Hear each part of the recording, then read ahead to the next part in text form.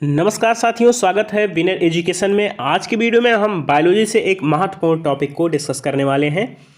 आज हम पढ़ने वाले हैं मानव शरीर की प्रमुख अंतःस्रावी ग्रंथियों के बारे में और उन अंतःस्रावी ग्रंथियों से स्रावित होने वाले हार्मोन्स के बारे में, उन हार्मोन्स के क्या प्रभाव होते हैं हमारे शरीर पर, उनके बारे में।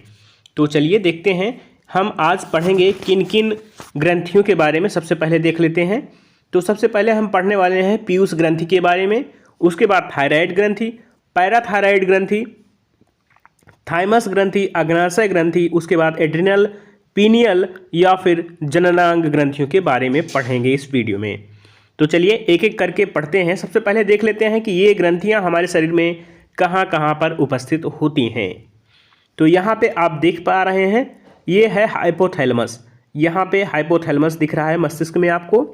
उसके जस्ट नीचे पिट्यूटरी ग्लैंड्स पाई जाती है। इसी पिट्यूटरी ग्लैंड्स को हम कहते हैं पीयूष ग्रंथि अथवा मास्टर ग्रंथि कहते हैं। इस ग्रंथि को, पिट्यूटरी ग्रंथि को पीयूष ग्रंथि अथवा मास्टर ग्रंथि कहते हैं।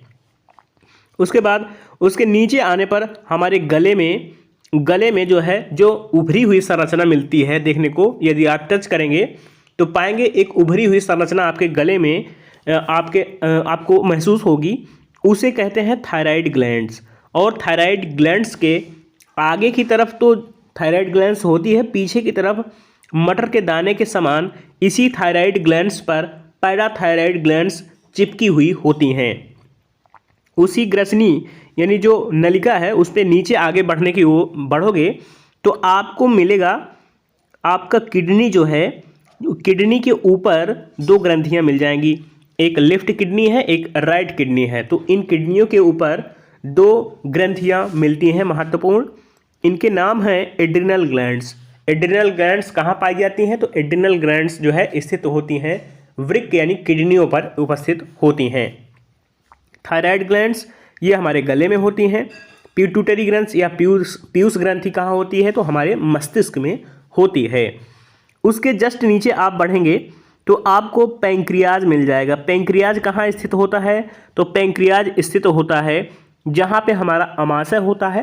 अमाशय के जस्ट नीचे अमाशय की नलिका में कनेक्ट होता है ये पैंक्रियाज। पैंक्रियाज को कहते हैं अग्नाशय। अग्नाशय कहते हैं पैंक्रियाज को। ठीक है। तो उसके बाद यदि आगे बढ़ेंगे आप, यदि एक वोमेन्स में देखेंगे तो वोमेन्स में आपको ओवेरीज देखने को मिलेगी, ओवरीज देखने को मिलेंगी। और यदि आप पुरुष में देखेंगे तो वहीं पे टेस्टीज आपको देखने को मिलेगी। नेक्स्ट अंतःस्रावी ग्रंथि के बारे में। तो ये अंतःस्रावी ग्रंथियां हैं। पैराथायराइड ग्लैंड्स और थायराइड ग्लैंड्स गले में पाई जाती हैं, ये दोनों पाई जाती हैं। ये देखिए आपकी जो थायराइड ग्लैंड्स, ये पूरी थायराइड ग्रंथि है, एच आकार की है, कुछ एच आकार की होती है। तो यहाँ पे जो मटर के दाने के समान दिख रही है ये पैराथायराइड ग्लैंड्स है। थायराइड ग्लैंड्स के ऊपर ही पैराथायराइड ग्लैंड्स पाई जाती हैं। इसी ग्रंथि का काम होता है आयोडीन की मात्रा को संतुलित करना, आयोडीन का उत्पादन करना। और इसी में प्रॉब्लम होती है तब हमें जो है घेंघा रोग देखने को मिलता है। और मस्तिष्क में जो हमारी है पिट्यूटरी ग्लैंड्स पाई जाती है, मस्तिष्क में पाई जाती है, मटर के दाने के समान होती है।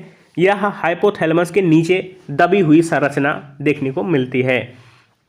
ठीक है। उसके बाद जो एड्रिनल है, तो यह एड्रिनल जो है हमारी किडनी के ऊपर पाई जाती है। और अमाशय के नीचे जो है अग्नाशय पाया जाता है, जो कि अंतःस्रावी ग्रंथि और बाह्यस्रावी ग्रंथि दोनों के लिए जो है इम्पोर्टेंट होता है। सबसे पहले जानते हैं पीयूष ग्रंथि के बारे में। पीयूष ग्रंथि कहाँ पाई जाती है? तो यह मस्तिष्क में पाई जाती है। याद रखें, मस्तिष्क में पाई जाती है पीयूष ग्रंथि। तो मस्तिष्क में पाई जाती है। इससे निकलने वाले हार्मोन्स कौन कौन से हैं? ऑक्सीटोसिन हार्मोन्स है, एडीएच हार्मोन्स हैं, वृद्धि हार्मोन्स भी पीयूष ग्रंथि से ही निकलते हैं।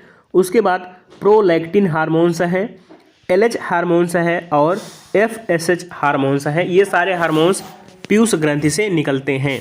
याद रखें, पीयूष ग्रंथि जो मस्तिष्क में पाई जाती है इसे हम मास्टर ग्रंथि के नाम से भी जानते हैं, क्योंकि यह पीयूष ग्रंथि जो है यह हमारे शरीर में सभी ग्रंथियों को कंट्रोल करने का, सभी ग्रंथियों को स्रावण करने के लिए प्रेरित करती है।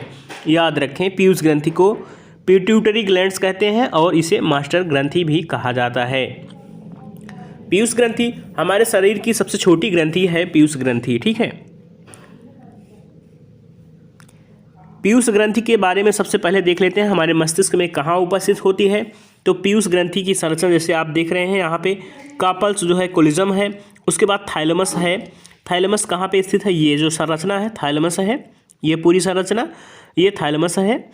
और थाइलमस के ब्रेन स्ट्रेन जो है यहाँ पे निकल रही है इसके नीचे, और पाइनल्स जो है यहाँ पे हैं उपस्थित। तो थाइलमस जो पिट्यूटरी ग्लैंड्स है यानी पीयूष ग्रंथि है वह मुख्यतः हमारे हाइपोथैलेमस के नीचे जस्ट दबी हुई संरचना होती हैं। ये संरचना जो दोनों दिख रही हैं ये है हमारी पीयूष ग्रंथि। पीयूष ग्रंथि अथवा मास्टर ग्लैंड्स या पिट्यूटरी ग्लैंड्स इसी को कहा जाता है। यह जो है हमारे शरीर में जितनी भी ग्रंथियां हैं उन सभी ग्रंथियों को कंट्रोल करती है। तो याद रखें इसे ही मास्टर ग्रंथि कहा जाता है, हमारे मस्तिष्क में उपस्थित होती है। अब देखते हैं पीयूष ग्रंथि से जो हार्मोन्स निकलते हैं उनके कार्य क्या हैं। तो सबसे पहला जो ऑक्सीटोसिन हार्मोन्स है इसके कार्य क्या हैं। तो ऑक्सीटोसिन हार्मोन्स को मुख्यतः हम दुग्ध हार्मोन के नाम से जानते हैं। दुग्ध हार्मोन्स में इसका जो है मेन जो है कार्य होता है ऑक्सीटोसिन हार्मोन्स।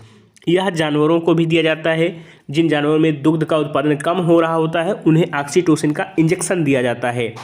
और मनुष्यों में यह किस प्रकार कार्य करता है, तो यह हार्मोन मनुष्य में दुग्ध का निष्कासन व प्रसव पीड़ा के लिए उत्तरदायी होता है।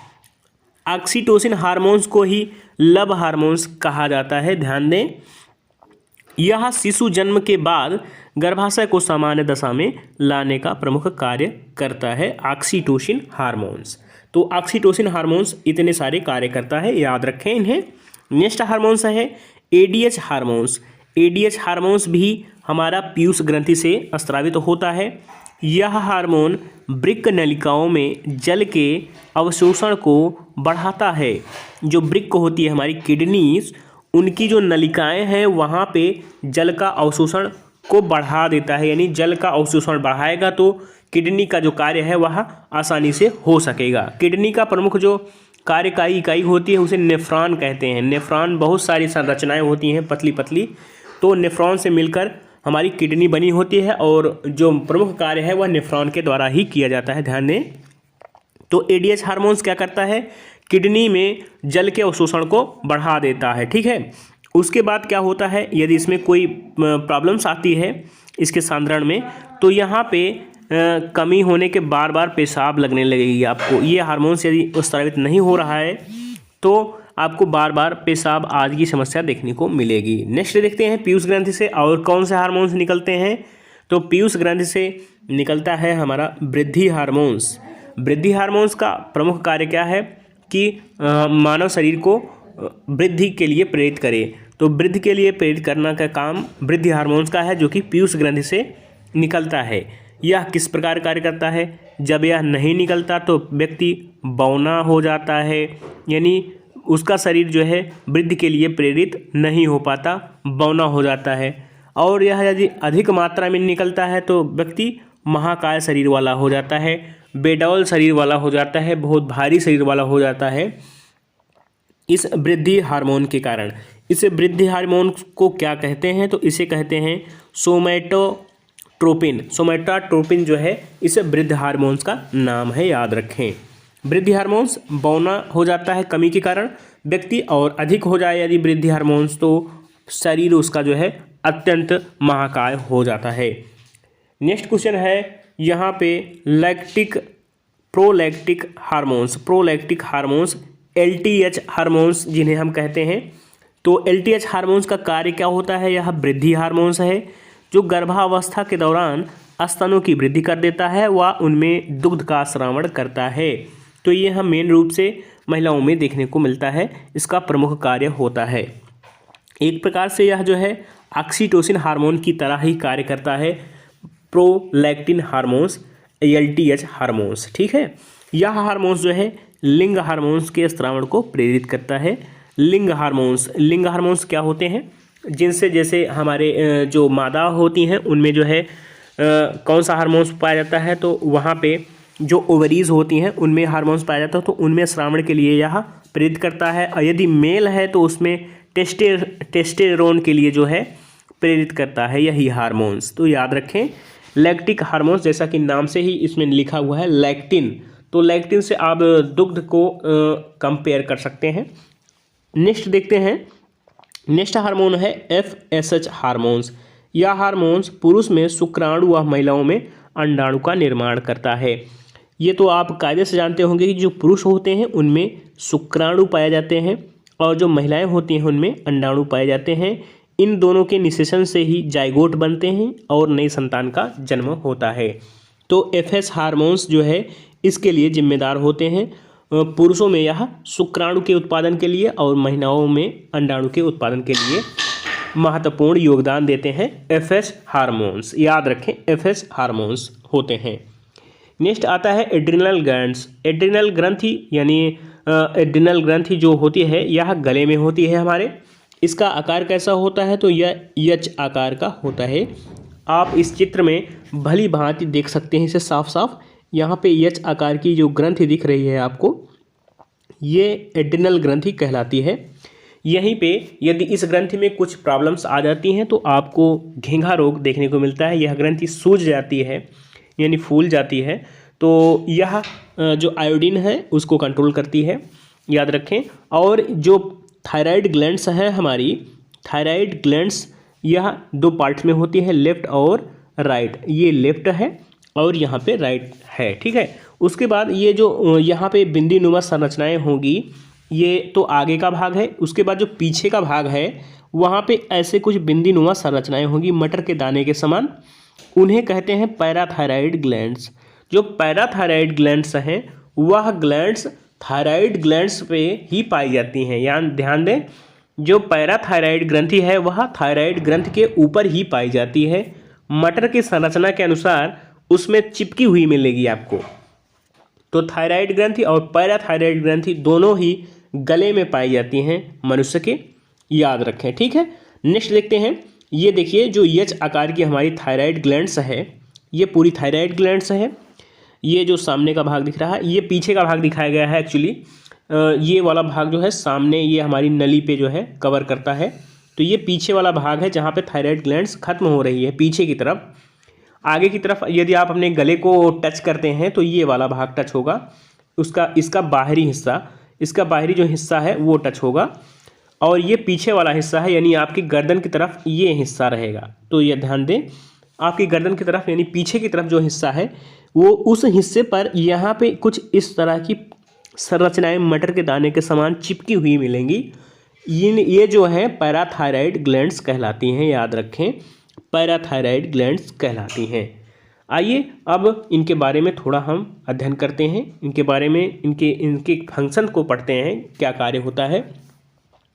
तो थायराइड ग्रंथि जो है गले में श्वास नली के पास होती है। यह शरीर की सबसे बड़ी अंतःस्रावी ग्रंथि होती है। यानी कि बात कर लें हमारे शरीर में सबसे बड़ी जो अंतःस्रावी ग्रंथि है, सबसे बड़ी ग्रंथि कहा जाएगा तो लीवर आ जाएगा, लेकिन जब सबसे बड़ी अंतःस्रावी ग्रंथि कहा जाएगा, यहाँ पे नाम आ जाएगा अंतःस्रावी ग्रंथि का, तो वहाँ पे थायराइड ग्लैंड्स देखने को मिलेगी, थायराइड ग्लैंड्स का नाम आएगा। यानी सबसे बड़ी अंतःस्रावी ग्रंथि थायराइड ग्रंथि है हमारे शरीर में, ठीक है। उसके बाद इसकी आकृति H जैसी होती है, कुछ H आकार की देखने को मिलेगी आपको, इसकी आकृति ऐसे कुछ मिलती है, ठीक है, H आकार की होती है। इसके द्वारा थायरॉक्सिन हार्मोन्स स्रावित तो होता है। थायरॉक्सिन हार्मोन्स याद रखें, थायरॉक्सिन हार्मोन्स कहाँ से स्रावित होता है, तो थायराइड ग्लैंड से स्रावित होता है। यह भोजन में ऑक्सीकरण व उपचयन की दर को नियंत्रित करती है, ठीक है।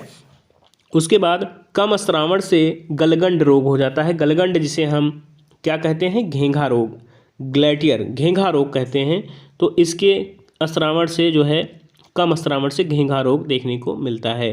घेंघा रोग जो है किसकी कमी से होता है, तो आयोडीन की कमी से होता है। याद रखें घेंघा रोग आयोडीन की कमी से होता है, जिसमें जो है पैराथायराइड ग्रंथि यह जो है स्रावण कम कर देती है, ठीक है। यहाँ पे नेक्स्ट देखते हैं, इसके कम स्रावण से बच्चों में क्रिस्टिनिज्म देखने को मिलता है, क्रिस्टिनिज्म रोग देखने को मिलता है, और जो वयस्क पुरुष हैं उनमें मिक्सीडिया रोग देखने को मिलेगा। ठीक है, अधिकता से ग्लूनर रोम व नेत्रसेंधी ग्लैंड्स रोग हो जाता है, यानी गलगंड, यानी मेनतः जो है इसकी कमी, इसमें कुछ प्रॉब्लम आएगी तो आपको घेंघा रोग कन्फर्म हो जाएगा, यानी इसमें सूजन आ जाएगी आपके गले में और ग्रंथियां सूज जाएंगी और यह प्रक्रिया होगी आयोडीन की कमी से। याद रखें, घेंघा रोग आयोडीन की कमी से होता है, इसमें थायराइड ग्रंथि प्रभावित होती है। ठीक है, उसके बाद इसी ग्रंथि पे जो पैराथायराइड ग्रंथि लगी होती है हमारे गले में, पैराथायराइड ग्रंथि जो है यह किस पे होती है, थायराइड ग्रंथि के ऊपर। तो यहाँ पे यह ग्रंथि थायराइड ग्रंथि के पीछे स्थित होती है, जो एच आकार की संरचना होती है उसके पीछे तरफ वहाँ पे मटर के दाने के समान लगी होती है, इसे हम पैराथायराइड ग्रंथि कहते हैं। यहाँ से क्या होता है, तो यहाँ से पैराथार्मोन्स हार्मोन्स जो है निकलता है। पैराथार्मोन हार्मोन्स जो है स्रावित होता है पैराथायराइड ग्लैंड से। यह कार्य क्या करता है पैराथायराइड हार्मोन्स, तो यह जो है हमारे रक्त में कैल्शियम की मात्रा को बढ़ाता है और जो विटामिन डी की तरह कार्य करता है। कैल्शियम की मात्रा को कौन बढ़ाता है, तो पैराथायराइड ग्लैंड। पैराथायराइड ग्रंथि जो है यह कैल्शियम की मात्रा को नियंत्रित करती है, कैल्शियम की मात्रा को नियंत्रित करती है हमारे रक्त में। ठीक है, रक्त में कैल्शियम की मात्रा को कौन नियंत्रित करता है, तो पैराथायराइड ग्लैंड्स नियंत्रित करती है। उसके बाद क्या है, हार्मोन्स की कमी हो जाए यदि पैराथायराइड हार्मोन्स की, तो यहाँ पे आपको टिटेनी नामक रोग देखने को मिलेगा। टिटेनी नामक रोग देखने को मिलेगा पैराथायराइड ग्रंथि में कमी हो जाए तब। तो याद रखें, पैराथायराइड ग्रंथि और थायराइड ग्रंथि दोनों गले में पाई जाती हैं।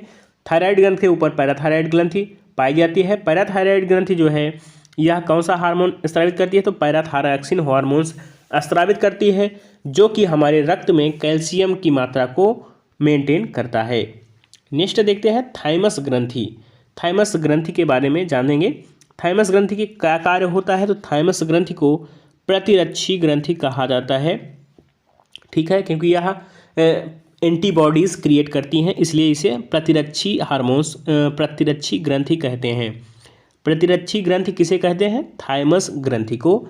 यह जो है एंटीबॉडीज़ क्रिएट करती है, इसलिए इसे प्रतिरक्षी ग्रंथि कहते हैं। यह होती कहाँ है, तो यह हृदय के समीप पाई जाती है। हमारे जो फेफड़े होते हैं उनके बीच में जो नली जाती है, फेफड़ों को टच करती है, तो उस नली के ऊपर यह ग्रंथि चिपकी हुई पाई जाती है। ठीक है, जैसे कि ये हमारे फेफड़े हैं, तो यहाँ पे जो ग्रंथि जो नली जा रही है, इसी पे लगी हुई आपको मिल जाएगी थाइमस ग्रंथि। थाइमस ग्रंथि इसी नली पे लगी हुई मिल जाएगी।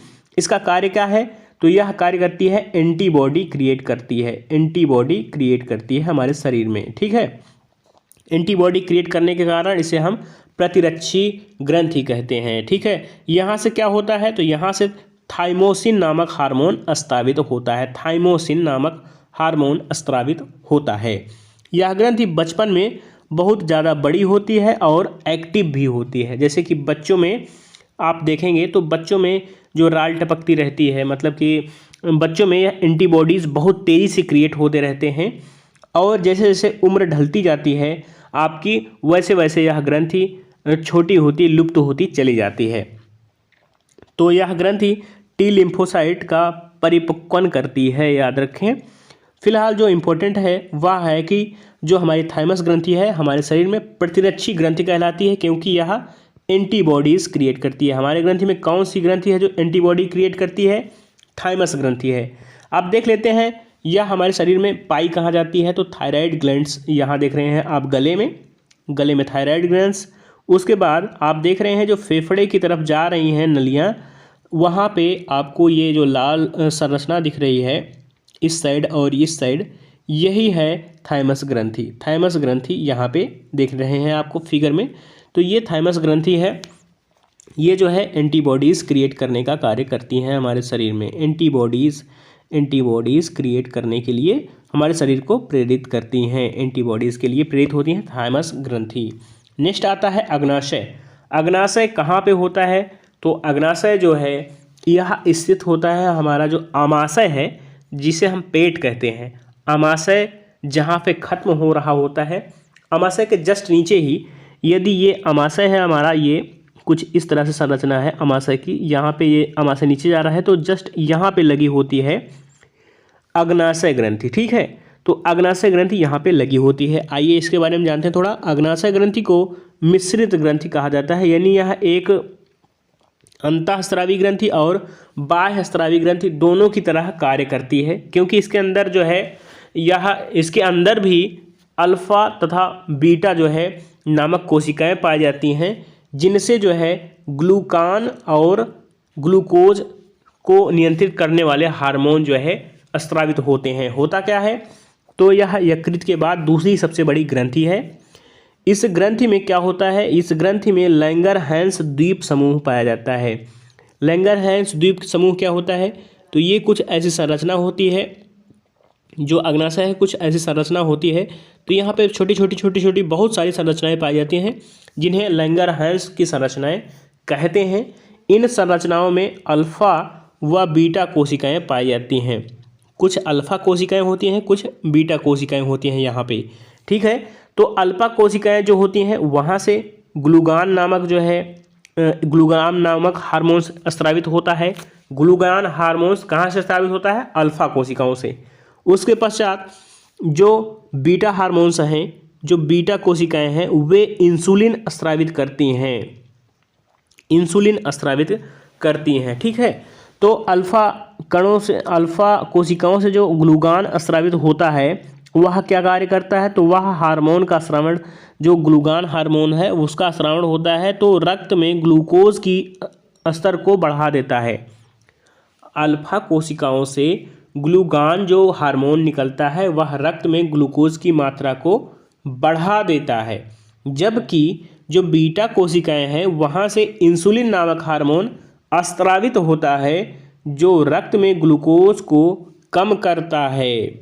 याद रखें, जो इंसुलिन है वह रक्त में ग्लूकोज को कम करता है, और जो ग्लूकान है यह रक्त में ग्लूकोज को बढ़ाता है। ठीक है, तो मैनेज करने का काम कौन कर रहा है, इंसुलिन नामक हार्मोन कर रहा है। इंसुलिन की कमी हो जाती है तो क्या होता है, इंसुलिन की कमी हो जाती है तो हमारे रक्त में ग्लूकोज की मात्रा बढ़ जाती है। ग्लूकोज एक तरह से रूप होता है किसका, तो सुक्रोज यानी मीठेपन का, यानी शुगर का जो है एक तरह से रूप होता है। तो यहाँ पे शुगर की मात्रा बढ़ जाती है हमारे रक्त में, जिसके कारण हमें मधुमेह रोग देखने को मिलता है, मधुमेह रोग देखने को मिलता है। ठीक है, तो किसकी कमी के कारण, यदि हमारे अग्नाशय में जो बीटा कोशिकाएं हैं वह इंसुलिन नामक हार्मोन का स्रावण कम कर देती हैं, तो हमारे रक्त में ग्लूकोज की मात्रा बढ़ जाती है, जिसके कारण हमें मधुमेह रोग देखने को मिलता है। ठीक है, और यह जो इंसुलिन हार्मोन है यह एक प्रकार का प्रोटीन होता है। यह 51 अमीनो अम्ल से मिलकर बना होता है। ठीक है, इन सभी पॉइंट्स को नोट करते चलें, बहुत इम्पोर्टेंट जो है यह अग्नाशय हमारे शरीर के लिए है। यहाँ से क्वेश्चन भी बहुत अच्छे पूछे जाते हैं। ठीक है, तो सबसे पहले जान लेते हैं जो इंसुलिन हार्मोन है, या तो जो है इसकी प्रॉब्लम होती है तो हमें मधुमेह रोग हो जाता है। लेकिन इसके लिए जो टीका विकसित किया वह किसने किया था, तो वह किया था वेस्ट और बेयरिंग ने। वेस्ट और बेयरिंग ने इंसुलिन नामक हार्मोन्स के स्रावण को बढ़ाने के लिए यहाँ पे टीका तैयार किया था। ठीक है, इंसुलिन की कमी से मधुमेह रोग या डायबिटीज़ देखने को मिलता है, और यह हाइपोग्लाइसीमिया रोग कहलाता है। ठीक है, इसकी अधिकता से हो जाते हैं, ये दोनों रोग होते हैं। तो याद रखें, अग्नाशय जो है होता कहाँ है, आइए फिगर में देख लेते हैं।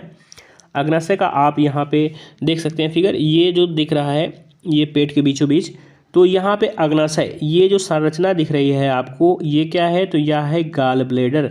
इसे हम कहते हैं पित्ताशय, पित्ताशय कहते हैं, इसे हम गाल ब्लेडर कहते हैं। यहाँ पे क्या होता है, तो यहाँ पे पित्त स्टोर होता है। ये जो संरचना दिख रही है यहाँ पे कुछ ऐसी संरचना दिख रही है, तो ये जाके कनेक्ट होता है किसमें, ये जाके लीवर में कनेक्ट होता है। यहाँ पे लीवर होता है, तो लीवर से पित्त बनता है और जाके कहाँ स्टोर हो जाता है, पित्ताशय में स्टोर हो जाता है। अब बात करते हैं हम पैंक्रियाज की, अग्नाशय की बात करते हैं। तो ये जो नली दिख रही है आपको गुलाबी कलर की, यह है क्या? यह है जो है आमाशय, आमाशय से होकर आ रही है। ठीक है, आमाशय से होकर आ रही है। यहाँ पे ऊपर आमाशय देखने को मिलेगा आपको। आमाशय को ही हम पेट कहते हैं। ठीक है, सबसे पहले यहाँ पे आता है भोजन हमारा, HCl वगैरह यहीं पे सब कुछ मिलते हैं। तो उसके जस्ट नीचे आपको मिलेगा पैंक्रियाज यानी अग्नाशय मिलेगा। अग्नाशय में क्या कार्य होते हैं? तो अग्नाशय में बहुत सारी ऐसी संरचनाएं निकली रहती हैं। इन्हें हम क्या कहते हैं? तो इन्हें कहते हैं लैंगरहैंस की द्वीपिकाएँ कहते हैं। इनमें कुछ होती हैं अल्फ़ा, कुछ होती हैं बीटा। तो अल्फ़ा ग्लूकान जो है स्रावित करती है हार्मोन्स। ग्लूकान्स क्या करते हैं? तो ग्लूकान्स जो है हमारे रक्त में ग्लूकोज की मात्रा को बढ़ा देते हैं, इंक्रीज कर देते हैं। और बीटा कोशिकाओं से क्या होता है? तो बीटा कोशिकाएं जो हैं हमारे रक्त में जो बढ़ा हुआ ग्लूकोज है उसको कम कर देती हैं। ठीक है, तो याद रखें बीटा कोशिकाओं से इंसुलिन स्रावित होता है। तो यहाँ से जो है इस तरह से लगी होती हैं। जब भोजन जो है आमाशय से इधर जा रहा होता है तो उसमें जो है पित्त से पित्ताशय मिल जाता है, और अग्नाशय से जो है यहाँ पे अग्नाशय से जो है इंसुलिन हार्मोन्स और ये ग्लूकान जो है हार्मोन्स मिल जाते हैं, और मिल के ये छोटी आंत में चला जाता है। वहाँ पे इन सभी का पाचन कार्य पूर्ण होता है। याद रखें ये सब चीज़ें इंपॉर्टेंट हैं। तो अग्नाशय की स्थिति कहाँ होती है? अग्नाशय जो है आमाशय के जस्ट नीचे होता है। नेक्स्ट देखते हैं एड्रिनल ग्रंथि। एड्रिनल ग्रंथि यह कहाँ पे होती है? तो एड्रिनल ग्रंथि यह होती है किडनी, जो हमारी वृक्क होती हैं जिन्हें हम किडनी कहते हैं, उसके ऊपर लगी हुई संरचना होती है। ठीक है, यह अधिवृक्क ग्रंथि भी कहलाती है, अधिवृक्क ग्रंथि कहलाती है, क्योंकि यह वृक्क के ऊपर होती है, वृक्क के ऊपर होती है यानी किडनी के ऊपर होती है, इसलिए इसे हम अधिवृक्क ग्रंथि कहते हैं। यह वृक्क के ऊपर स्थित होती ही है। यह जो है क्या करती है? तो यह ग्रंथि संकट अथवा क्रोध के समय सबसे ज़्यादा सक्रिय हो जाती है।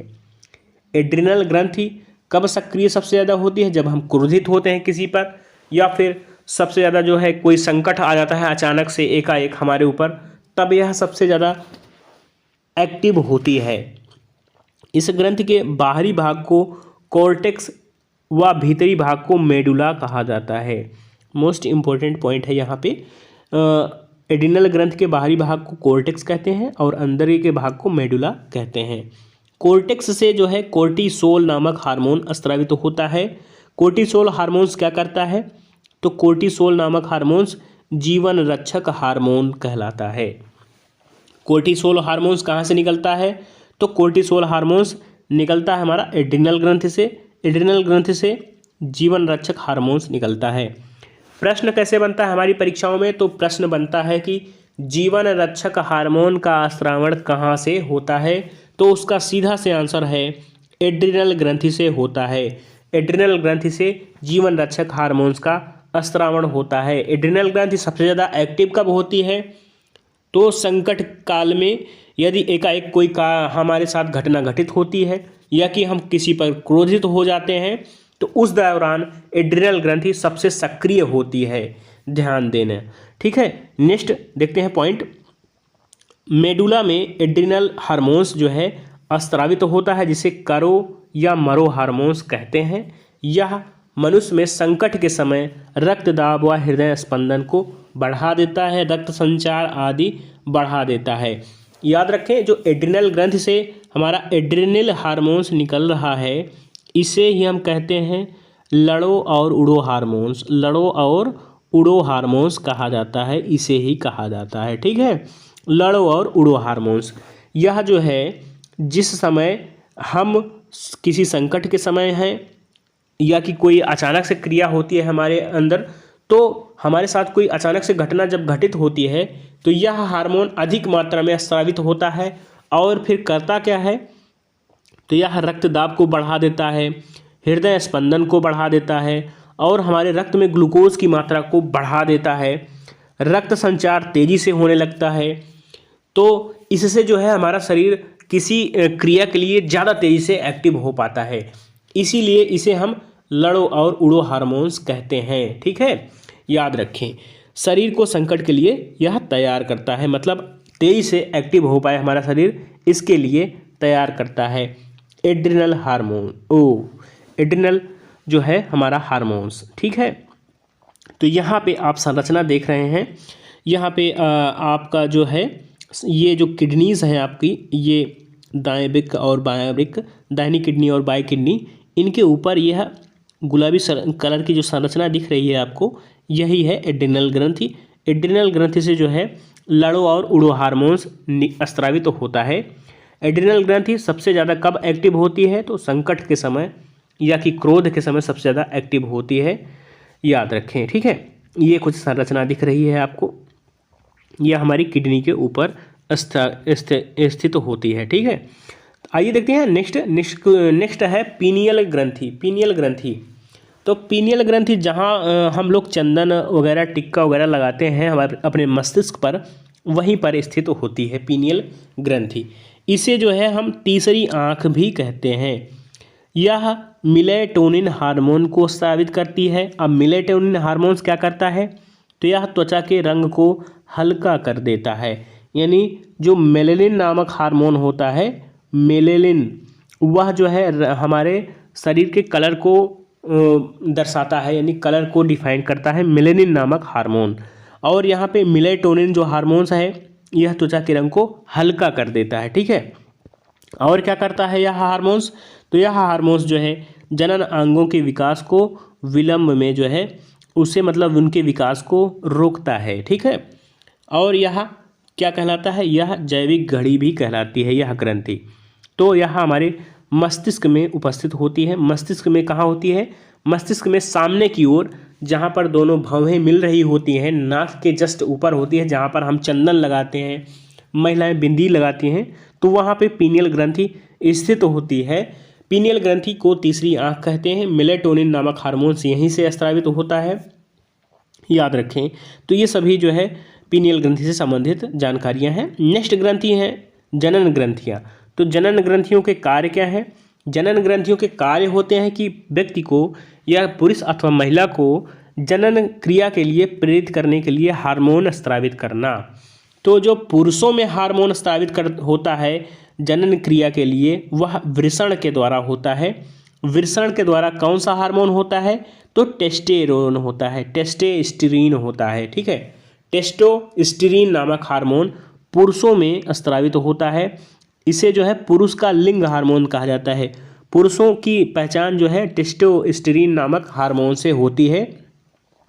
टेस्टोस्टेरोन हार्मोन जो है यह मेल हार्मोन्स कहलाता है। मेल हार्मोन्स यानी पुरुषों में टेस्टोस्टेरोन जो है, टेस्टोस्टेरोन जो है हार्मोन स्रावित होता है। महिलाओं में अंडाशय जो होता है, तो अंडाशय से स्रावित होता है एस्ट्रोजन अथवा प्रोजेस्टेरॉन नामक हार्मोन। ये दोनों हार्मोन ही लिंग का निर्धारण करते हैं और व्यक्ति को जनन क्रिया के लिए प्रेरित करते हैं। तो यहाँ पे आप पुरुषों में देख पा रहे हैं, यहाँ पे टेस्टिस देख पा रहे हैं, यानी वृषण देख पा रहे हैं। तो पुरुषों में जो वृषण होते हैं वह टेस्टोस्टेरोन नामक हार्मोन स्रावित करते हैं, और महिलाओं में यह जो है मादा में जो अंडाशय होता है उनका, वहाँ से एस्ट्रोजन नामक हार्मोन्स स्रावित होता है। अब दोस्तों जानते हैं हार्मोन शब्द बना कहाँ से? तो हार्मोन्स शब्द नाम देने वाले हैं स्टार्लिंग व बेसिलस। बेलिस व स्टार्लिंग नामक व्यक्ति जो वैज्ञानिक हुए, उन्होंने हार्मोन नामक शब्द दिया। हार्मोन का कार्य क्या होता है? तो हार्मोन जो है अस्थायी तौर पर हमारे शरीर में स्टोर नहीं होते। यह जिस प्रक्रिया के लिए स्रावित होते हैं, वह प्रक्रिया पूर्ण होते ही खत्म हो जाते हैं। जैसे कि हमारे पीयूष ग्रंथि है, एड्रिनल ग्रंथि है, तो यहाँ से लगातार हार्मोन डेली बेसिस पर स्रावित होते रहते हैं। एक बार ऐसा नहीं होता कि हार्मोन स्रावित होकर स्टोर हो जाए, ऐसा कुछ नहीं होता। तो हार्मोन्स जो है अपना कार्य करके यह साधारणतया नष्ट हो जाते हैं, खत्म हो जाते हैं। ठीक है, हार्मोन्स को रासायनिक संदेश वाहक भी कहा जाता है, क्योंकि यह जो है हमारे जो अंग हैं उनको क्रिया करने के लिए जो है इंडिकेट करते हैं। कोई भी क्रिया है तो उसके लिए इंडिकेट करते हैं हार्मोन्स। हार्मोन्स क्रिया करने के बाद स्वयं नष्ट हो जाते हैं। ठीक है, नेक्स्ट पॉइंट है कीटों द्वारा विपरीत लिंग को आकर्षित करने के लिए स्रावित किया गया पदार्थ फिरोमोन्स कहलाता है।